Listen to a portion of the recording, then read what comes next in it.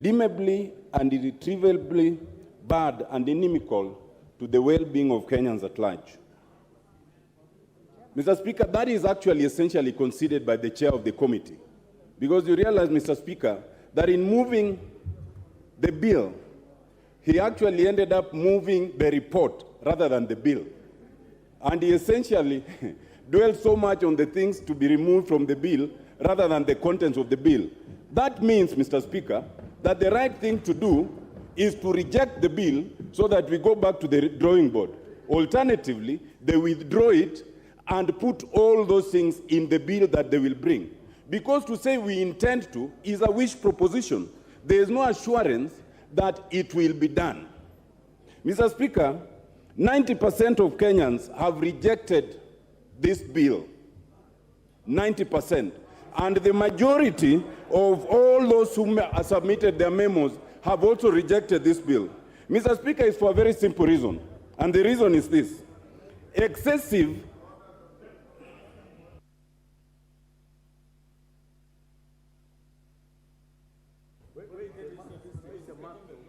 Mr. Speaker, I stand on, we have a responsibility to,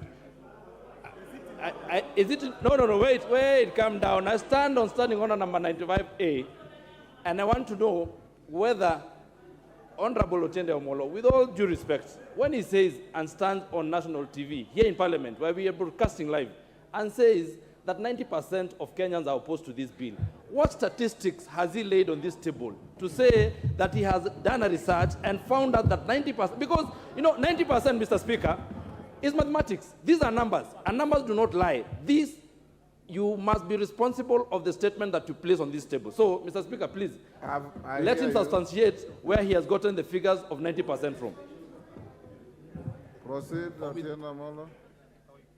Yes. Thank you, Mr. Speaker. Mr. Speaker, that objection is symptomatic to the problem this side is having. They don't listen to the radio stations, they don't read the printed media, they don't watch TV stations. If they did, they would not ask that question. Order, Let me continue, Mr. Speaker. Otiende Amollo, Mr. order. Otiende Amollo, you are normally more balanced than that. Kagombe cannot be the side. He's an individual. Speaker, I'll proceed. Yes. Mr. Speaker, the point I'm making is that excessive and generalized overtaxation of Kenyans will only further burden Kenyans who are already suffering. The cost of living is so high, and therefore it's a lie to say that you want this budget to pass in order to alleviate the suffering of Kenyans. Mr. Speaker, I wish to submit that there are only three answers to the problems we have right now. One, austerity measures. Two, reduction of corruption. And three, rationalization of government.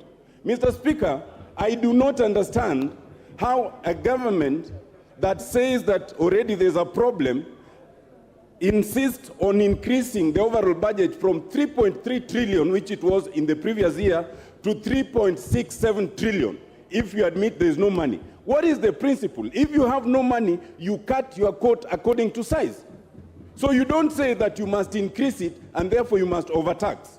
Secondly, Mr. Speaker, how does a government that says we are short of money explain why you must create offices that we do not need?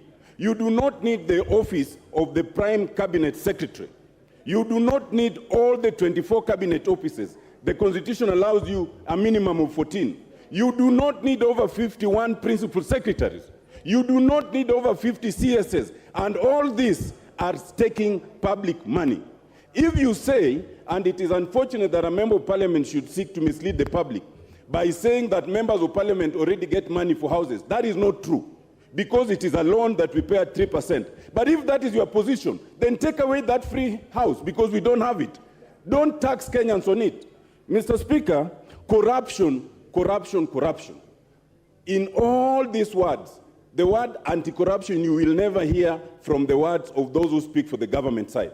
In fact, you only see the demonstration of those who are facing corruption charges being withdrawn. It is on record from the previous president that we lose 2 billion shillings every day to corruption. If we could even just reduce that to 1 billion, we would fix the gap that they are talking about in government.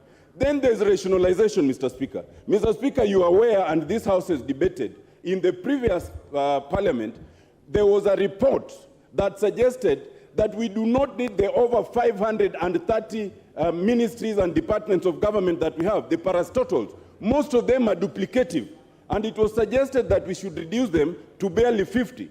Instead of reducing them, we have a situation where we are sustaining even those which were moribund, those which were not working. We are giving opportunity to others to earn a living. Mr. Speaker, as I finish, Mr. Speaker, my 2 minutes were taken. Can I get my 2 minutes back, please? My 2 minutes. Yes. Mr. Speaker, 2 closing remarks. You must listen to us, because even if you use the majority to pass this, there's still the courts.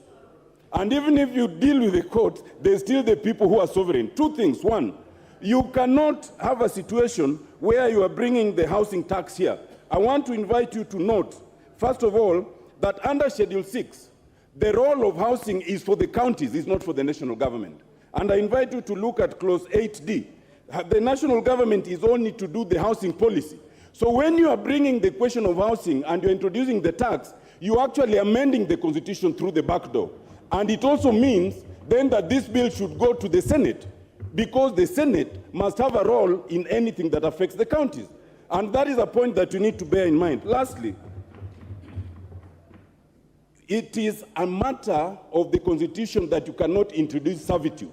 By telling someone that they must pay tax, which will not benefit them and will go to the shareholders, as your leaders have told us, that is servitude. Servitude that we must reject, and we must reject this bill in totality. Thank you, Mr. Speaker.